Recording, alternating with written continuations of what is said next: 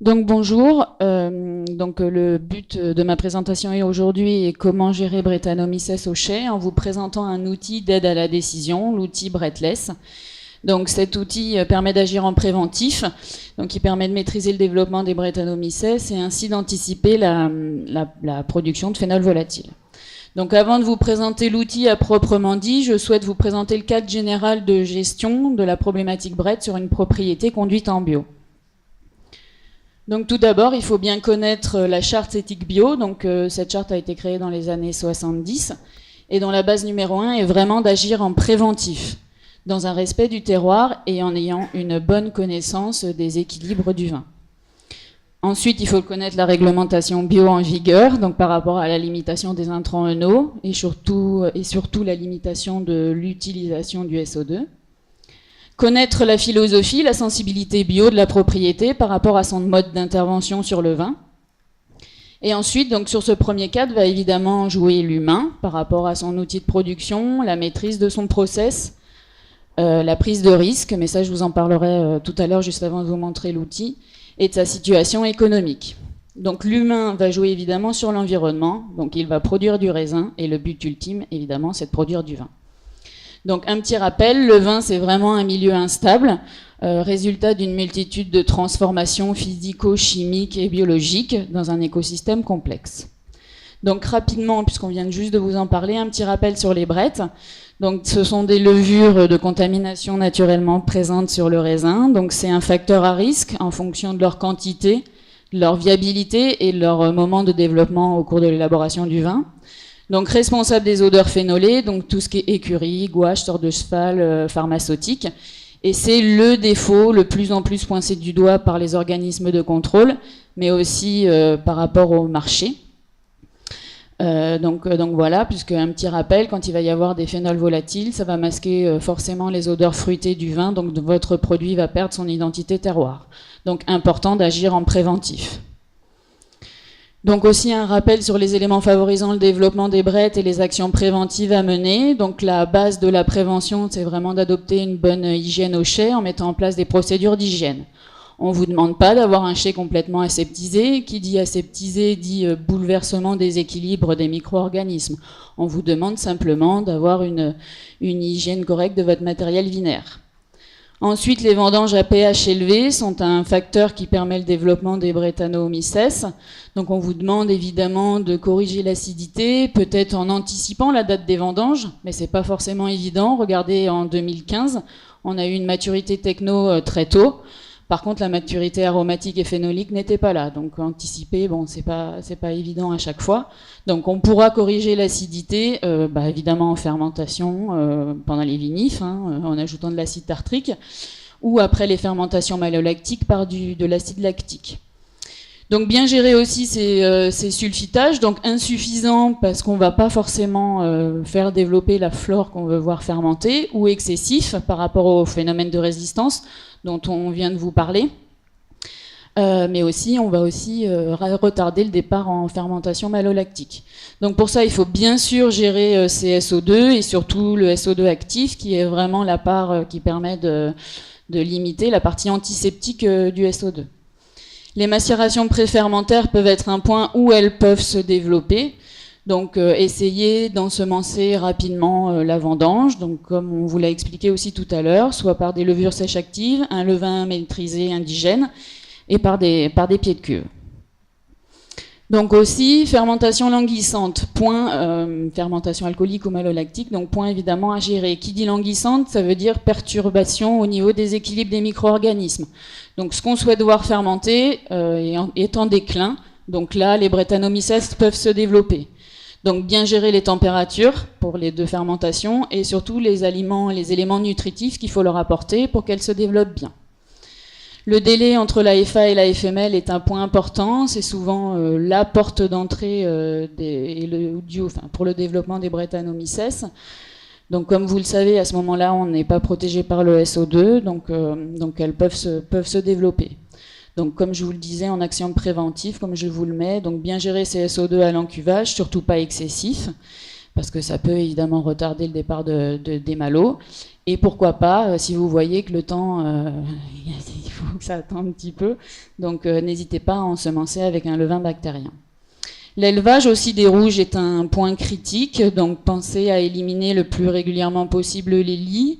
Pourquoi les lits? Puisque comme vous le savez sûrement, c'est un micro-organisme qui est quand même assez lourd, donc il va se situer plutôt dans les lits. Donc au fur et à mesure des soutirages, vous allez diminuer au fur et à mesure la population. Donc bien sûr en faisant attention à tout ce qui est oxygène dissous et température, puisque ce sont des éléments favorisant leur développement. Et donc, évidemment, pendant l'élevage, contrôler régulièrement ces SO2 et ces SO2 actifs. Donc, tout à l'heure, je vous parlais de la philosophie et de la prise de risque. Donc, nous, œnologues de terrain, on se rend compte que sur le terrain, toutes les personnes sont différentes par rapport à la gestion Brett. On a des personnes qui vont adopter la politique de l'autruche, c'est-à-dire qu'ils nient totalement le problème, ils ne connaissent pas. Donc eux, ils vont quand même avoir une prise de risque élevée par rapport à leur côté organoleptique, puisque les phénols volatiles peuvent se développer, mais aussi par rapport à la santé économique de leur entreprise, puisqu'à ce moment-là, comme je vous l'ai dit juste avant, au niveau des lots, des marchés, il va y avoir sûrement mévente de leurs lots. Ensuite, on a des joueurs. Donc eux, les joueurs, ils connaissent totalement le problème, mais ils pensent que ça leur arrivera jamais. Donc pareil que ceux qui adoptent la politique de l'autruche, prise de risque élevée au niveau organoleptique et au niveau santé économique de leur entreprise. Après, on a les stressés. Donc eux, les stressés, ils vont maîtriser totalement leur circuit d'élaboration du vin. Mais par contre, ils vont faire des dosages, des dénombrements en permanence, toutes les semaines, voire tous les mois.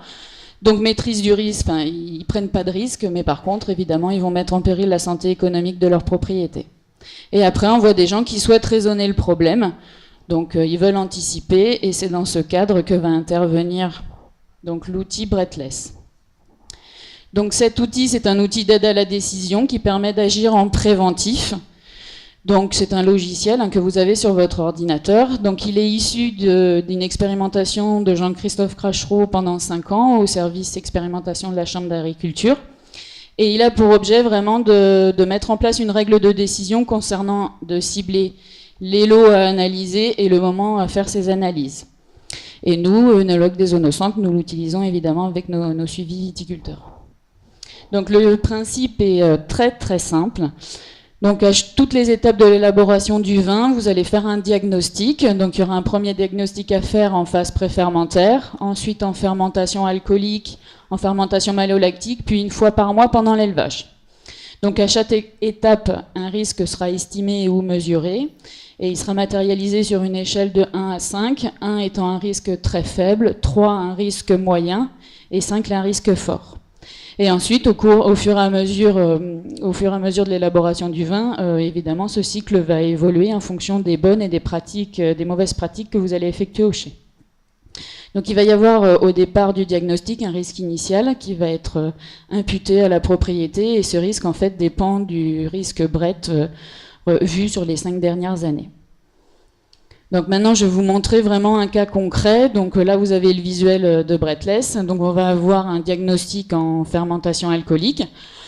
Donc avant d'avoir ces écrans, vous allez bien sûr renseigner votre millésime et votre lot. Donc ça, c'est une étape qui prend vraiment que quelques secondes. Donc on se rend compte en haut à droite qu'on a un risque initial en sortie de préfermentaire très fort de 5. Et donc on va commencer le diagnostic quand même avec un risque énorme. Donc pour la phase de fermentation alcoolique, vous allez répondre à une dizaine de questions. Donc les premières questions sont basées sur tout ce qui est ensemencement, levure. Donc la dose d'emploi que vous avez utilisée, la souche utilisée, donc là c'est la 522 Davis pour cet exemple. Bon, il faut savoir que le logiciel il est en veille permanente, donc au fur et à mesure des avancées au niveau des souches, évidemment elles seront insérées dans le logiciel. Après, on vous posera des questions par rapport à la préparation du levain.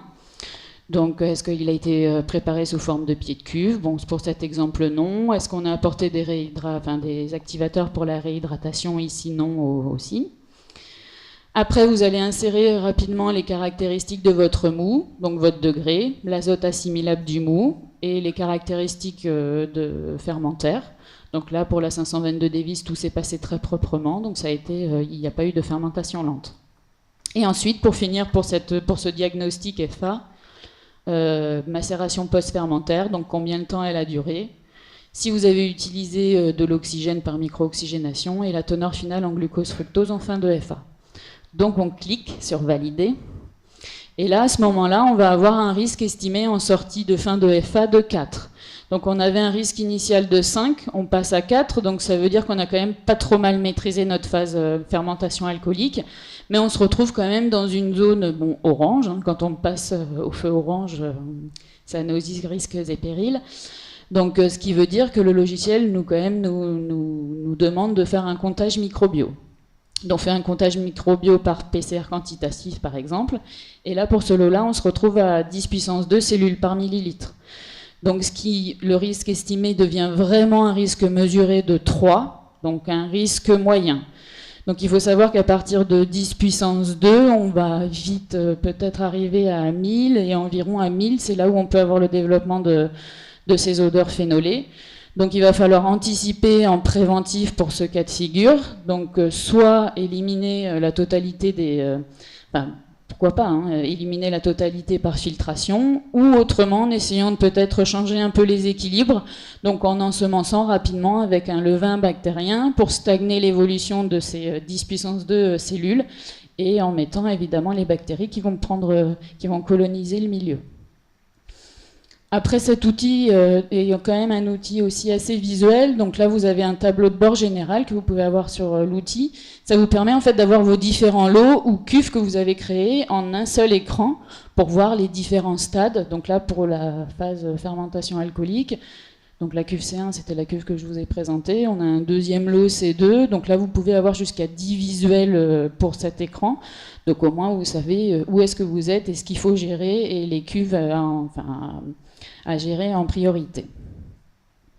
Vous pouvez aussi réaliser des graphiques tout au long du cycle de l'élaboration du vin. Donc là, ce graphique, c'était Jean-Christophe qui l'avait fait pour vraiment coller à la réalité en fonction du suivi du risque estimé. Donc c'est la courbe, la droite pleine par rapport à la mesure des populations. Donc c'est la droite en pointillé. C'est vraiment pour vous montrer que les deux courbes vont toujours à peu près dans le même sens, même si on a quand même tendance à surestimer un petit peu ce risque par rapport aux populations mesurées, mais quand on veut agir en préventif, vaut mieux quand même surestimer. Donc pour conclure, donc Brettanomyces, comme je vous le disais, facteur à risque. Donc surtout par rapport à l'éthique bio et la charte éthique bio, vaut mieux agir en préventif, donc vaut mieux prévenir que guérir. Donc Breathless vous permettra une meilleure appréhension et une maîtrise des risques. L'objectif produit sera préservé, puisque pas de phénol volatile.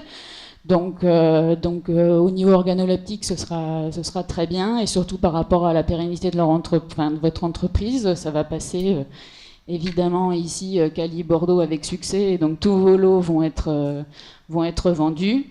Donc c'est une solution innovante, efficace et simple, donc très simple pour ceux qui sont un petit peu, qui freinent par rapport à l'utilisation de l'outil informatique, puisque comme je vous le disais, pour créer un lot, un millésime, ça prend vraiment que quelques secondes, et après, pour faire le diagnostic sur un lot, ça prend maximum 5 minutes par an. Donc évidemment, ce logiciel maintenant est disponible sur différents types de supports, PC, tablette, smartphone. Nous, on a des très bons retours sur le terrain par rapport aux viticulteurs qui l'utilisent. Et en plus, il y a une gestion double, puisque à la fois du viticulteur, mais par rapport à son œnologue conseil qui le suit, donc c'est quand même très réactif. Et donc on peut anticiper avec des mesures préventives, bien entendu, le problème. Comme ça, donc tout se passera bien. Donc j'espère que j'ai fait vite et je vous remercie de votre attention. Merci beaucoup, Caroline.